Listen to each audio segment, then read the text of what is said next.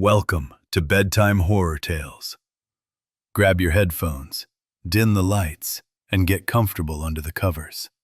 These are true scary stories, narrated with ambient sounds in the background, perfect for drifting off to sleep or staying wide awake. If you're enjoying the chills, please subscribe and hit the bell. It helps bring more stories like this. Now, let's dive in. My name is Ethan Brooks, and the most unsettling period of my life began with a promise I made to my dying father. A promise that eventually led me to question everything I thought I knew about my family. I was 35 when Dad passed, living in a modest apartment in Columbus, Ohio, and working as a claims adjuster for an insurance company. The job was routine, reviewing files, calling clients, approving or denying payouts. It paid the bills and left my evenings free. My father, Thomas Brooks, had been a long-haul trucker his whole life, and after my mother left when I was 10, it was just the two of us in that old house on the edge of town. We weren't close. He was on the road more than he was home, and when he was around, there was a distance between us. Polite conversations, shared meals in silence, separate lives under the same roof. I left for college at 18 and saw him maybe a handful of times a year after that. The cancer diagnosis changed everything. Pancreatic, stage 4. 18 months of treatments that bought time, but no cure. By the end, he was in hospice at the house, frail and in constant pain. I took family leave, moved back in, and cared for him full-time. Those final months forced conversations we'd avoided for decades. Regrets, memories, small admissions of love buried under years of awkwardness. One clear night near the end, when the morphine gave him a window of lucidity, he gripped my hand tightly. "Ethan," he rasped, "promise me something." I leaned closer. "Anything." "Visit my grave, once a month. The first Saturday. Talk to me. Tell me about your life. Don't let me fade away." His eyes were desperate, searching mine. I'd never seen him vulnerable like that. "I promise, Dad. First Saturday every month." He relaxed then, and 2 days later, he was gone. The funeral was quiet, 10 people at most, old trucking friends and a couple neighbors. We buried him in Green Lawn Cemetery on the south side of Columbus, a large, peaceful place with rolling hills and ancient oaks. His plot was in a newer section, overlooking a small pond. I kept the promise right away. The first visit was the first Saturday in June. I bought daisies, Mom's favorite, the only flower I remembered him bringing home. The grave was still fresh earth, no headstone yet.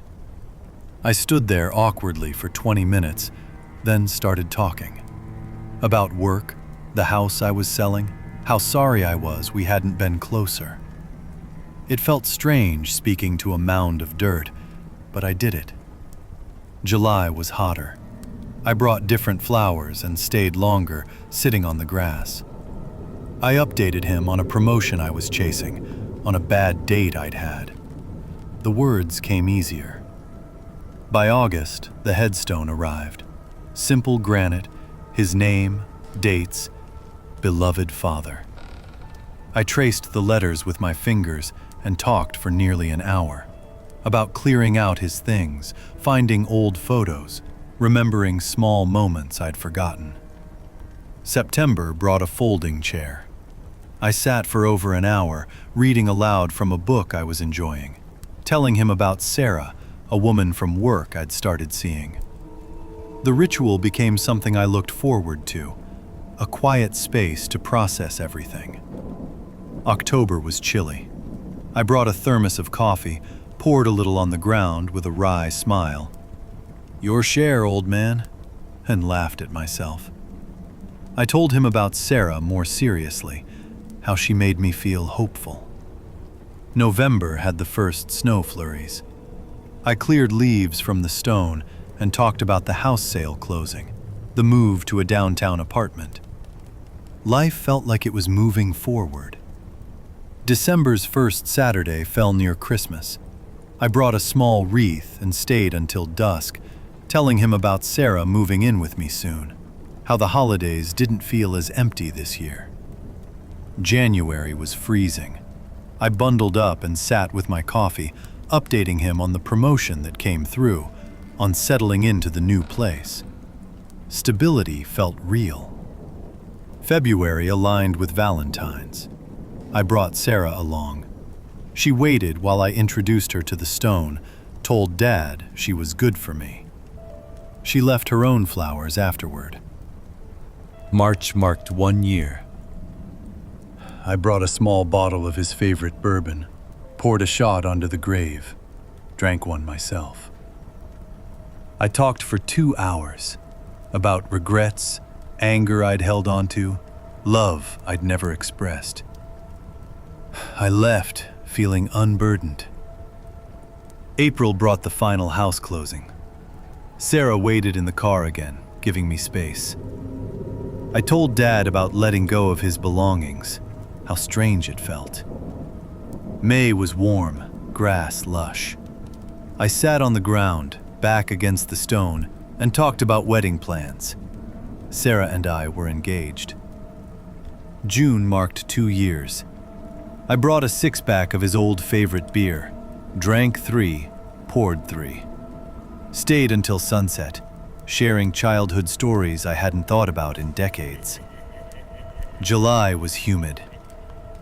That day, I noticed something unusual. A fresh bouquet of roses on the grave. Not the type I ever bought. No card. I assumed a mix-up, perhaps another family with a nearby plot. I asked the groundskeeper the next week. He shrugged and said lots of people visited. It could be anyone. August brought carnations. Different again. September, a small American flag tucked into the vase holder. Dad was a veteran, but I hadn't brought one this year. October, a typed card propped against the stone. Thinking of you, Tom. No signature. I took photos of everything and started to feel uneasy. November, snow on the ground. Footprints leading to the grave. Smaller than mine. Fresh. I followed them back to the parking lot. Tire tracks, already fading. December. I bought a trail cam, small, motion activated, strapped high in a nearby tree with a clear view of the plot. I continued the visits. The first Saturday in January, I went as usual, talked, left. A few days later, I checked the memory card. Footage from 3:12 a.m. the night before my visit. A man, mid-50s, my height, my build, dark coat, standing at the grave, talking animatedly, gesturing with his hands, pouring from a flask, leaving flowers. 40 minutes. His face caught partially in the moonlight. My face, older, gray in the beard. I watched the video over and over, zooming in, pausing. It was me, but aged 10 or 15 years. I took the card to the police. They reviewed it, searched the cemetery records, ran the partial plate from the parking lot camera. Stolen plates. No matches in databases for lookalikes. They suggested it could be a relative I didn't know about, or someone playing a cruel prank. I pressed for more. They increased patrols. I stopped visiting for a while. Told Sarah I needed a break from the ritual. It was stirring up too much. The cam kept running. Every first Saturday night, around 3 a.m., he came. Same routine. Flowers. Flask. Talking to the grave. Like he was catching Dad up on his life. March. I couldn't stay away. I went back, hid in my car with binoculars. He arrived right on schedule, parked in the shadows, walked to the grave. I got out quietly, approached from behind. "Who are you?" He turned slowly, smiled. My smile. Older. "You're early this month, Ethan." His voice was deeper, gravelly from years of smoking perhaps, but the cadence was mine. I stepped back. He didn't advance, just turned to the grave again, continued his conversation, softly as if I wasn't there. I drove home shaking, called the police from the apartment. They arrived at the cemetery. No one. No vehicle. No footprints in the fresh snow. But the flowers were fresh. A new note, typed. "See you next month, brother." Brother. I hadn't told anyone about the footage. No one knew what he looked like. I dug into Dad's old papers, boxes I'd stored after the house sale. Found letters from a woman in Indiana, dated 25 years ago. Love letters, photos. A boy, looking just like me. At age 10. Dad's handwriting on the back. Tommy Jr., my other son. Dad had another family after Mom left. A woman he met on the road. A son, raised separate. Never told me. The boy, Thomas Brooks Jr., would be about 50 now, the age of the man in the footage. He'd found out about Dad's death from obituaries or old trucking friends. Started visiting the grave to mourn the father he barely knew and to watch me, the brother he never met, from afar, learning me, to feel connected to the family he missed. Police found him, living quietly in Indiana. No record, just grief and obsession. He admitted everything, the visits, the notes, the imitation. Wanted to know his brother, the one Dad talked about in rare phone calls. He never meant harm, just connection. I met him once, at the grave. We talked about Dad, the man we both lost. Different versions, same pain. He's gone now, back to his life.